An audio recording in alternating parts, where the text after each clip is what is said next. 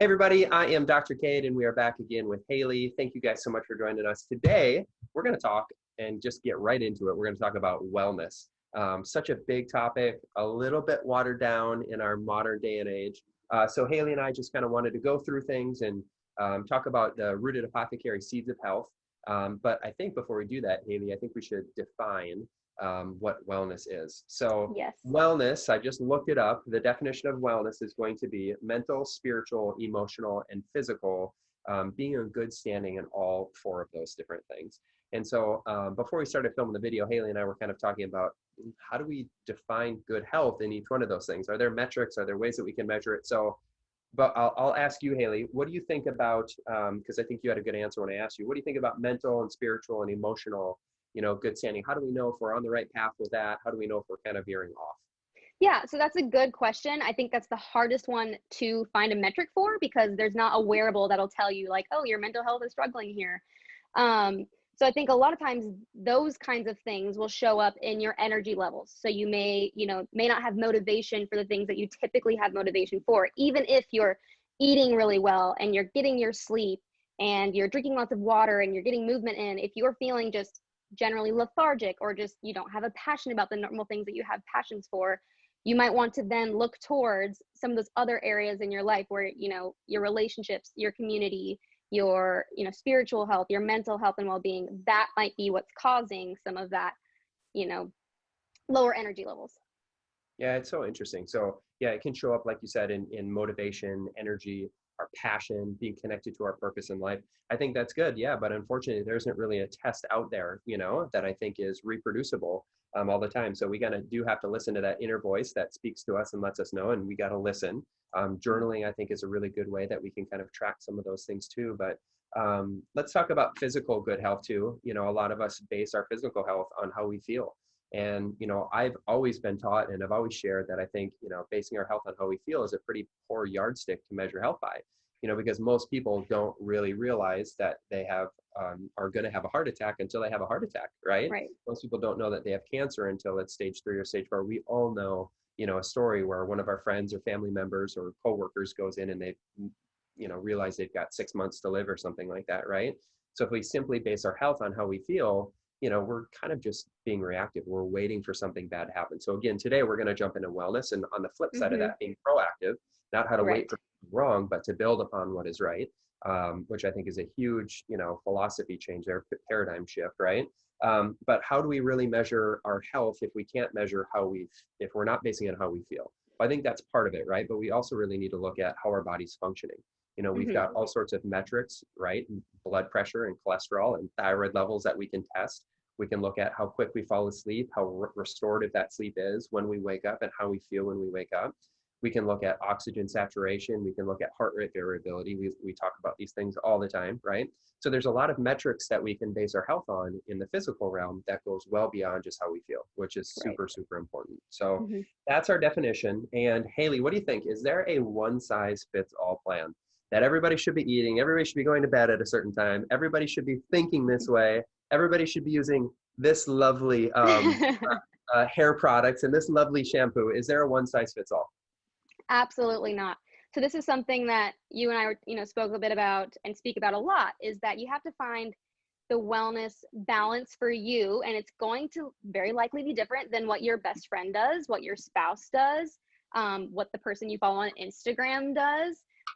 You have to really determine what that is for yourself and find that balance between those seeds of health that we just mentioned. So, food, sleep, stress, movement, and toxicity. What is that balance for you? What diet works for you? What program works for you? What kind of movement do you like? It's going to be very individual, and it's really important that you are aware of that because everyone left and right is throwing you different ideas of what wellness is, and you have to do this, you have to follow this diet, and in reality, there's just not one size fits all. And like I said, it's going to be different and vary between your entire group of friends probably.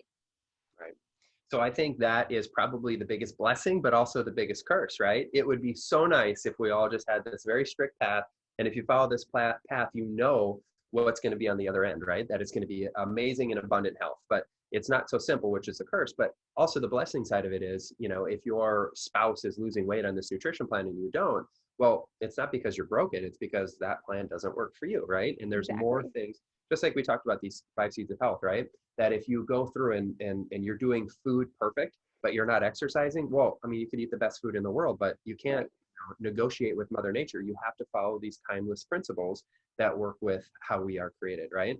Exactly. So I think it's also important to note, after 10 years of practice, this was a more recent learning moment for me, is that over time we change, right? And so just Hmm. because this nutrition plan works for you really good now, you're sleeping now, right? That it might not be the same way in 6 months or in 10 years. The way that we ate and exercised and moved and slept was way different before we had 4 kids versus what Hmm. it is now. And our tolerance to get away with a cheat meal or a day off of exercise is way different than what it is now. So make sure that you have grace with yourself, right? But also make sure that you've got a plan that you stick to. And if you fall off the horse, it's okay. It's not about being perfect, but it's about how quickly you can get back up and do it the right way. So I'm going to share a quote from one of my favorite patients over the years. Her name is Patty, and she recently passed away from cancer. But Patty shared with me a definition of wellness that I thought was pretty cool. And it was something that it gave me a lot of peace. And we shared it with a lot of patients, and everybody kind of goes, that makes a lot of sense. So we all are striving to do the best, but sometimes, as you said, Haley, balance is so important that sometimes when we're striving to do our best, eating healthy can actually be more of a stress than not eating healthy. And we've seen lots of people like that think so far into it and have this strict plan that they can't even enjoy a meal if it's not perfectly done, or they have to exercise, they have to miss and drop everything just to get that exercise in. And that's not the definition of balance, right? So what Patty had shared with me was making the best decision for your health at this specific moment in time. And again, that changes with budget, that changes if you're on vacation, that changes if you've got family and friends around in town. That constantly changes, and it changes with who we are and our, maybe our sleep the night before, whatever. You guys get what I'm saying, right? But I think that helps all of us get peace. If we don't make the best decision for how our health for dinner last night or for going to bed on time, it's okay. Today's a new day, and let's start making the best decision now. And the second we do that, we start tipping the scales away from going the wrong direction, back the right way and building health. I just love that. So, Haley, is there anything that you want to add on to that before we jump into the 5 seeds of health? I think you did a great job. I just want to again reiterate exactly what you just said. It can be really easy to give grace to others, and it's a little bit harder to give grace to yourself.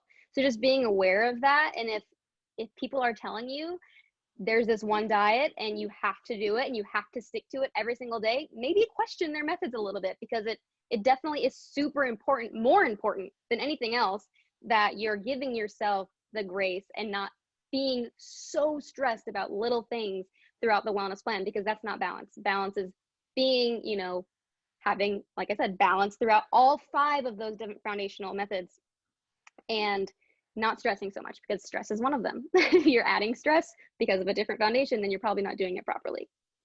All right, let's do a quick story time. So when my wife and I were trying to have our baby number 4, my wife wanted to have a girl, and there's certain things that you can do to actually increase your chances of having a girl or having a boy. The food that you eat, the pH of your body, the timing. There's just a lot of things that you can do. And so what we did was we ate plant-based for about 8 months before we started trying to have baby number 4, and I felt absolutely horrible. And I kept waiting for it to swap over and to change and for my body to adapt. And over the course of 8 months, it never did. And so at that time, whether it was 3 kids or the stress of, owning a couple different businesses at an all-time high, there was a lot of things going on. And for whatever reason, it wasn't enough for me. And so I've done plant-based many times in the past and felt great, but at that time, it wasn't right for me. And it was a good realization and something that I could certainly share with patients. But that doesn't mean it wasn't right for you or right for my wife or right for somebody else, right? So Exactly. I love it. And how about this? Before we talk about the seeds of health, why don't we give people a couple more resources? So I've got 2 things sitting over here.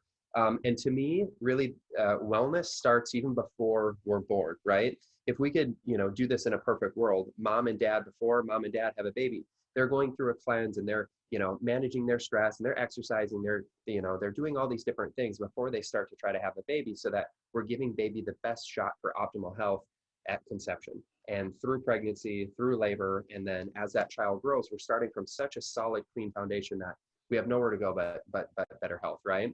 And so if we're going to do that, I've got two books here, or I'm sorry, two resources. One of my favorites is this book, Well-Adjusted Babies. And this really gives parents that process from preconception all the way, into raising your child and sending them out of the house, right?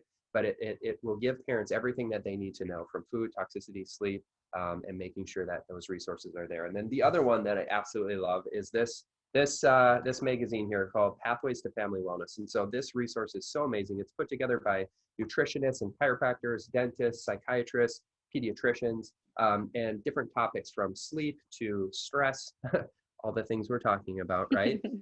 But they've been doing this publication, I don't know how many years, but it's been around quite a bit. And so if there's a certain topic that you're looking for, if you hop onto their website, you'll be able to look through past issues that they archive online. Again, from sleep to teething, to ear infections, to disciplining kids. I mean, it's just, both of those are more, family-based, pediatric-based stuff, but there's resources in there for all of us. It's really, really, really cool. So I'm just gonna encourage everybody to go take a peek at that. And there's also even local meetups for these pathways to family wellness groups. So if you're on their website, you can see if there's a group near you. And if there isn't, then maybe start one. Yeah. And then how about Dr. Gator? We love us some Dr. Gator. Yes. He's been busy the last couple of years. So is there any resources that Dr. Gator's been sharing, Haley? So he shares actually quite a bit. So if you go over and check him out on his website, you can sign up for his emails, and he sends them every once in a while with tons of great resources. We were a part of his pediatric summit. I can't remember when it was, almost a year now, I think, but that's still available as well. If you want to go check that out, they have tons of videos from a multitude of people on every topic you could imagine for pediatric wellness in that summit. So we can link that below. He does some really great stuff. Yeah, I think his most recent article talked about, or his most recent newsletter, email newsletter, was about how their son now is, I think, 15 months or 18 months, and they haven't had to use any medication, no antibiotics, no Tylenol, anything like that for him yet. And he wanted to share a plan on how they got there.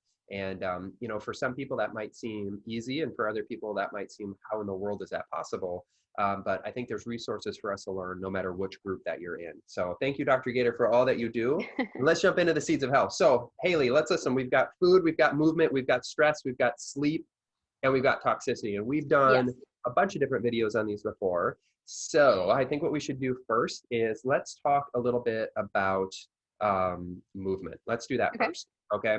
And I think I'm going to reiterate before. I think exercising too much is just as bad as exercising too little. So finding that balance from day to day, week to week, month to month is important. But my favorite type of exercise is the high intensity interval training. I love doing that a couple days a week where my intensity is up really high and I'm bringing myself down and coming back up with my heart rate. And some of the research shows that that kind of pump type of exercise will actually increase our human growth hormone, sometimes for 28, 36, even 48 hours after we're done exercising. So I know that I'm still getting a workout, quote unquote workout, and increasing that human growth hormone for, a couple days after that. And I know that it also, it doesn't affect my insulin levels as much. My body doesn't look at it as stress as much as other forms of exercise. Right. How about you? What do you like to do? Yes. So I just love movement in general. I do tons of different movement throughout the week. Sometimes I run, rarely. Most of the time I'm doing HIIT workouts.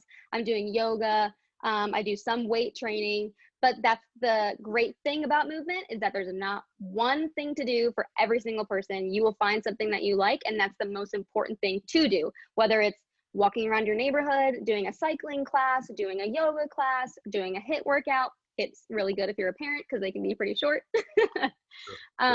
But finding what you like, and then you don't have to do something that you hate doing. It's important to find something that you actually enjoy, so you're not adding that stress when you think about exercise and movement. But there's tons of great resources for all those classes. So whether you want to go to a class or you want to do it at home, there's free classes, there's monthly subscriptions, but there's tons to do out there. And like Cade said as well, you can over exercise as well. So being in tune with your body, there's wearables that you can wear as well. The Aura Ring can tell you how your sleep, like how good your sleep was, and if it's a good idea for you to work out or not. And there's other metrics as well, watches that you can wear, heart rate variability, which we talked about, to determine if it's like a good idea for you to work out during that day or not. Yeah. And I think most of us have been told this so many times, but we all don't put importance on it. Rest and recovery it's just as important as a workout in your workout routine as anything else, Yes. right? So okay, well, we've talked about food before, so I think we can kind of graze over food, no pun intended. But things to avoid for sure would be processed sugars and Mm-hmm. oxidized fats. Those are the big ones. So sugars would be bread, pastas, and rice. Oxidized fats, things like sunflower, safflower, soy, canola, corn oil, all of those things. And where do we find those? Certainly not on the front, right? The front of the box of our cereal or our chips. The front of it is meant to sell us, so it's important to flip it over and look at the ingredients. But again, there's lots of resources out there with food, lots of great books, lots of fad diets. It's just Yep. important to Yep. go a little bit deeper than how you feel with nutrition. And, if you're going to go off your nutrition plan, I think the only thing, or I should say, if you're going to have a cheat meal or something like that, I think the only thing that would ever make it worse is to stress out about it. So if you have a 100%. bad day with food, enjoy it, make the most of it. Don't stress. Again, that will make it much, much worse. And so move on from that, be positive, get back on the horse. So we were talking about Dr. Perlmutter a little bit before this, and that's where I got it. So I got to hear Dr. Perlmutter say that I think Dr. Perlmutter and Dr. Bruce Lipton both talk about how when we experience stress from having a bad meal, or even if you're listening to this talk right now and experiencing it in a negative or positive way, that actually changes encoding on our DNA and how our body can handle stress. So be positive about that cheat meal. Yeah, I like that one. I like that one. We've talked a little bit about sleep. Haley, is there anything Mm-hmm. that you want to say about sleep? We've talked quite extensively about sleep, so we have tons of resources. We'll link everything below. There's a few videos we have. There's a few blog posts and downloadables that you can download for yourself and have in front of you. But we have tons of resources out there. You'll find what you need in the multitude of resources we have for that. Cool. How about toxicity? I know we're working on getting everybody a sheet, a safe Yes. products list, but we've referenced the EWG in the past and the Environmental Working Group and their Skin Deep database. We've talked about the importance of minimizing new toxins from coming in and the importance of doing our best to detox and get rid of the ones we've Mm-hmm. accumulated over the years. And it should specifically be in that order. But anything else on toxicity other than sending people to our other videos? I think I don't have much else to say there. Again, like you said, we have the videos. We also have a whole series on our blog. So if you're looking for beauty products specifically, we have a blog post that kind of outlines the things you want to make sure you avoid. If you're looking for dental specifically, or you're looking for water, we have full blog posts dedicated to each of those topics that you can really get an overview of everything in there. And then we also have links to some really awesome videos and seminars that you can watch on each of those as well. Cool. Very cool. All right. So that brings us to the last one, which I think we're going to spend the most time on here, which is stress. That's our 5 seeds of health. So food, movement, stress, sleep, and toxicity. And before we jump into stress, I think it's important for us to talk about what ties all of those things together. And to me, what ties it together is our neurology. It's our brain, it's our nerve system. And that's what really, connects all of these different things from our internal atmosphere to our external environment, right? And so making sure our nerve system is working at our best, our brain and our body's connected, is so important. That's where, obviously chiropractic plays such a big role in all of this stuff. I'm a huge proponent of chiropractic. And if you are looking for a chiropractor for yourself, for your kids, for anybody, you'll find a doc through this Pathways to Family Wellness. And why don't we jump into stress then a little bit more? So the big things that we wanted to talk about in preparation for this today was the importance of community, the importance of faith and belief in a higher power, our relationships, and education. So why don't we start with community? And I think we can maybe put community and relationships together, Mm-hmm. but why don't we talk about the importance of that? So what are your thoughts there, Haley? Yeah, so I think the overall theme of this discussion that we're having right now is that it's going to be different for every person. So I might be a more introverted person, so I have a very small group, but I have deep conversations with them. I know that, like, I personally have a Bible study group that I really, which kind of ties a lot of those in, the faith, community, and relationships. But that's able to allow me to have that kind of relationship that I need for someone else that might be a large group of friends that you get to see very often, that have similar opinions to you and similar interests. But it's really important to figure out, number one, the right thing for you, because you don't want to add stress when you're thinking about community relationships. And number two, having that kind of community there with you. Yeah, it's a good point, Haley. How important it is for it to, for us to find our tribe, right, of like-minded people. And, I think with a lot of relationships and spouses, one person might be that introvert and opposites always attract. The other person might be that extrovert. We're wanting to be around big groups of people. So finding that balance, that give and that take, if you're in a relationship.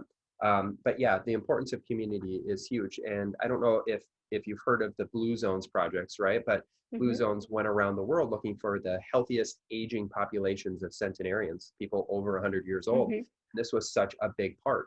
Community was so big, and having healthy relationships with like-minded people. And I don't think all our relationships should be with like-minded people. I think it's important to be challenged sometimes and to think outside Hmm. your box, right? Because it helps you believe in what you believe in even more, or it helps you change your mind and move on to something that may be a better option for you, right? So it's not only about, like-minded people, but yeah, that community is so important in finding, what it is that makes sense for your needs. But when we find ourselves, losing motivation, feeling fatigued, right? We talked about passion and purpose, isolating ourselves. We know that some of those things, community can kind of pick up when we see other people doing great things with their life. It motivates us. We can lean into them a little bit harder. How about faith, Haley? Faith is a big one, isn't it? And when we look at, like, for say the Blue Zones research, it showed that the communities and the people that believed in a higher power and had faith, they lived longer, healthier. I don't know if we could say more productive lives. I don't know if that was a metric, but longer and healthier lives. What are your thoughts there? Yeah, I think that's incredible. I think, again, like you said, it's just belief in a higher power. So there's no, you have to be this faith, but it's whatever that is for you. And again, that can be different. And it's just important for you to figure out what that is for yourself, and digging deeper. And that can go into community, relationships, education. That can kind of go into all of them, because you may have to, if you feel like you don't have that belief, you might want to educate yourself and figure out if what works for you, because it's so important to have that connection, and it can bring you towards a community and towards relationships, when you have that shared belief. Yeah, it's such a big topic, and I was kind of thinking in my head if we had any resources that we could share with people to start looking into that. And off the top of my head, I don't, but I will share a book a patient gave me years ago. Her name is Sue, and she gave me a book that was called "God Is Not Religion." And I think a lot of us, if we have a background in faith, or if we were once a believer and maybe not, I think religion can kind of get in the way. These rules, these restrictions that we like to put God into, right? Hmm. And that you got to be in church on Sunday, or you've got to be praying, or you've got to be, this and this. And I think it's really important for us to understand that, God is not religion. That's not that religion is a man-made thing, and God and lives inside each one of us, inside our Hmm. hearts. And I think that's just two huge, two big different topics there for people to get some clarity on. So, do you have anything that you can share and point people in the right direction on? Is if there I is a don't. right direction? Right, exactly. I don't know that I have a resource, so we'll definitely link that book below. But again, if you're looking for something like that, start talking to those people in your community. See if anyone has any resources that's close to you, that you might be interested in. And like, I know for me, I like to learn, and even if I may not agree in the beginning, I kind of like to see what those, what might turn out. So I recently did a Bible study that I was kind of hesitant to do, and it was the coolest thing. Whether you're religious or not, it was a super cool Bible study. So those are some things that you can just kind of like feel around and maybe get out of your comfort zone, um, to find those things. And it's really never been easier to get connected to our faith, right? With YouTube and everything being Hmm. live streamed. So check it out. One of my favorite people to listen to is Pastor Stephen Furtick. He's got a big church out Yes. there. And Elevation. yeah, for sure. Great music, very, very charismatic. And I always take something away from that. But there's times where that high energy type of service isn't exactly right for me. Hmm. So sometimes when I'm feeling a little bit low key, I always love to read the book, Jesus Calling. And we've given that out as a gift to a lot of patients. It's kind of a short little Bible study, but that book, for some crazy reason, always seems like it speaks directly to my heart. And so every patient that we've given it to says the same thing. So maybe there's a couple things that people can look into. So last thing, how about education? This is a big one. Let's talk about education. If there's Yes. anything else that we want to talk about, we can close it up after that. But my thoughts in writing this one down was, Haley, was being really a lifelong learner. And that relates to our faith, that relates to toxicity, that relates to our health, relationships, all of this stuff. But when we are continuously learning, again, it is either going to challenge these beliefs that we've been taught or that we've come to, or it helps us believe in them at a deeper level. And both of those are a great outcome. So do you have anything that you want to share as far as education goes? So I totally agree with you on that. There's also been tons of studies that, learning new things throughout your life is really important for brain health and memory and preventing some, illnesses, dementia, different things like that. So learning is really important. Again, finding things that you're interested in is also important. So there's classes online that you can take that are free, that you can do that are 6 weeks long. That can be super fun if you're interested in it. My mom does these all the time. She does like random Zoom calls on a Wednesday afternoon about environmental health and things like that. Super cool. But I think education is important too for working that, like you said, your brain differently than you may have not done in a while since you've been in school, being able to challenge some of your beliefs and have those discussions and learn from different people. Because if you're sitting there in your beliefs, constantly hearing the same exact thing, you're not able to grow. And I think growth is so important through different stages of life. If you're a recently married couple, if you just had children, you want to make sure that you're constantly learning and able to make your brain even more healthy. I love it. And you're right. There's so much research out there for promoting neuroplasticity with learning. And, we've always talked about a scale in our office.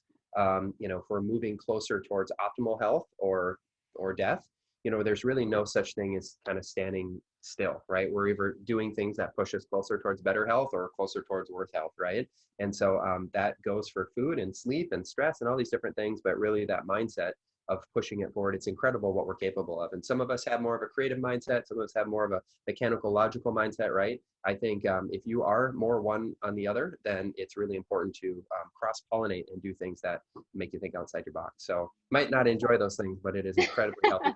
And you might start looking at things a little bit different. So with that being said, I think, again, we could talk all day, but this was hopefully very helpful for you that are listening. And as always, if you've got questions, please make sure that you reach out to us. And Haley, where can people find us? So you can find us on all social media platforms at Rooted APOF. You can find our website at rootedapop.com. We'll link all of this below. Like Dr. Cade said, you can always reach out to us. We have a contact us link on our website. We also accept direct messages if you want to reach out to us that way as well with different questions or comments or whatever you're interested in. We'd be more than happy to answer some of those for you. Love it. Love it. Thank you for that, Haley. And we're planning a big trip for you here soon. So we've got some things in store for everybody. So please stay tuned. But that was our video today on wellness and the 5 seeds of health that Rooted Apothecary stands firm in believing. So again, thank you guys for joining us. Haley, thank you for being here. And everybody have a blessed day. We'll see you guys soon.